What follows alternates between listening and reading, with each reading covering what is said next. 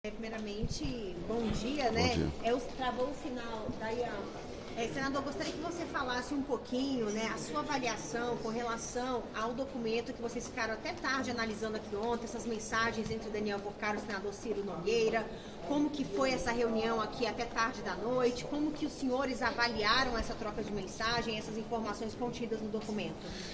O que nós podemos observar é que o INSS, o qual nós começamos a investigação, é apenas a ponta de uma série de escândalos que envolvem grupos políticos que permitiram o acesso ao poder. Da mesma forma que personagens conseguiram roubar os aposentados usando pessoas ligadas a partidos, ligadas a cargos de autoridade, também o Banco Master conseguiu, nesses últimos anos, sobreviver e, a meu ver, arquitetar todo esse golpe contra o sistema financeiro sem ser percebido. Há uma tendência, e eu tenho conversado isso com os colegas do Senado, de que uma CPMI específica para investigar o caso do banco é uma necessidade, uma obrigação deste parlamento com o povo brasileiro, porque nós precisamos identificar esses grupos que permitiram os acessos à Previdência, ao Banco Master, ao dinheiro dos servidores públicos brasileiros, que agora está desaparecido, é um prejuízo gigante, e não permitimos mais que se continue impunes trabalhando nos bastidores aqui de Brasília.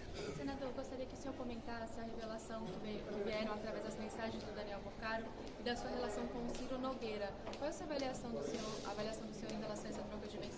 Bem, por isso eu defendo que essa investigação ela aconteça de forma transparente com a possibilidade de manifestação de todos os envolvidos. Porque conversas esparçadas não significam nada se nós não tivermos provas robustas sobre isso. Então, fazermos um pré-julgamento é algo que não ajuda o país a esclarecer. Por isso, uma CPMI do Banco Master, a meu ver, é fundamental nesse momento para que a gente possa esclarecer todos esses detalhes, inclusive com falas do Daniel Vocaro neste parlamento, esclarecendo ao país como ele conseguiu arquitetar todo esse rombo no sistema financeiro. Agora, senador, uma outra situação é que os parlamentares que são da base aliada ao governo, eles estão criticando os senhores de não aprovarem requerimentos para investigar a Igreja Batista Lagoinha, a Clava Forte, parlamentares que são ligados à igreja, que são ligados ao Zétel. Como que o senhor analisa essa crítica? Nós temos 6 igrejas que foram citadas nas investigações. 3 delas apresentaram sinais de dinheiro recebido de uma forma indevida. As 3 tiveram o sigilo quebrado. E os sigilos estão à disposição dos parlamentares que não comentaram mais absolutamente nada. Outras 3 igrejas receberam doações de pessoas que estão sendo investigadas e não tem nenhum sinal de lavagem de dinheiro. Os dados estão aí, é só olhar os requerimentos e, naturalmente, a diferença entre o discurso e as provas posteriores. Mais cedo, o deputado Paulo Pimenta comentou a respeito do resultado, enfim, da aplicação da quebra de sigilo do filho do presidente Lula, que teria a movimentação de 19 milhões de reais. O deputado Paulo Pimenta disse, senador, que entende que essa revelação ali, dessa movimentação financeira, mostraria uma certa inocência ali envolvendo o Lula. Oi. Qual é a sua avaliação sobre essa revelação sobre a movimentação de 19 milhões e qual é a expectativa em relação a demais informações que podem vir a ser da quebra de sigilo? Olha, eu não posso, como presidente da CPMI, fazer nenhum pré-julgamento. Nós precisamos de informações.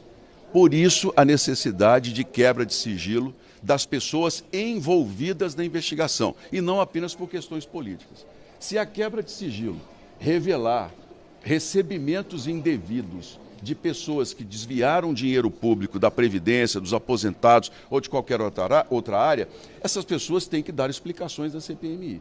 Se nós não tivermos provas de que houve cometimento de crime, a CPMI naturalmente não tem que trazer uma pessoa aqui apenas porque ela é famosa, parente, quem quer que seja. Nós temos que ter muita clareza sobre isso. Agora, sem os documentos, nós não podemos dizer que filho do presidente, irmão do presidente, parente de senador, assessor de deputado, se são culpados ou não.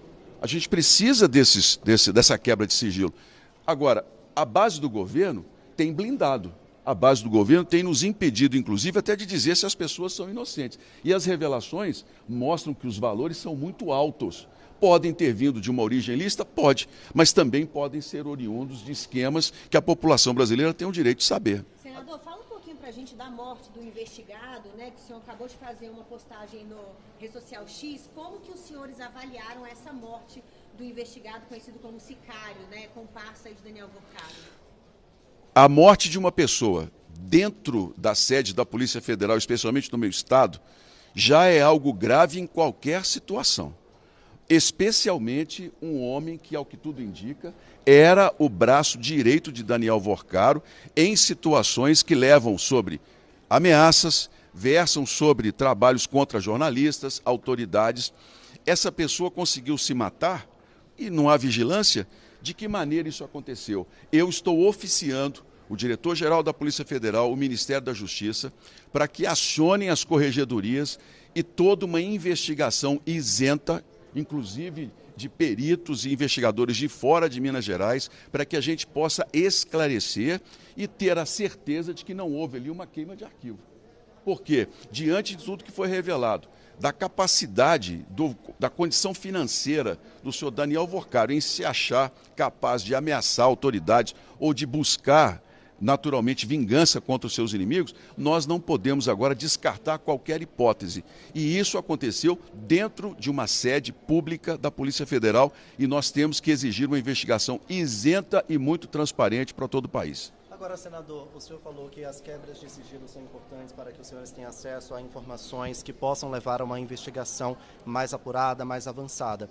Agora, foi revelado na quebra de sigilo essa proximidade com o Ciro Nogueira. O senhor vai conversar com o Ciro Nogueira? Ele entra na mira da CPMI? De que forma que pode avançar nesse sentido? Bem, eu não tenho que conversar diretamente com nenhum parlamentar sobre a investigação. Eu não faço isso. Porque uma vez que o nome do parlamentar apareceu, qualquer proximidade minha para tratar com esse assunto se torna naturalmente um problema. A gente precisa manter a independência e a distância. No caso das ligações com o senador, nós estamos falando do Banco Master e do escândalo financeiro. Não há nenhuma ligação direta com a CPMI com relação ao INSS, pelo menos não até o momento.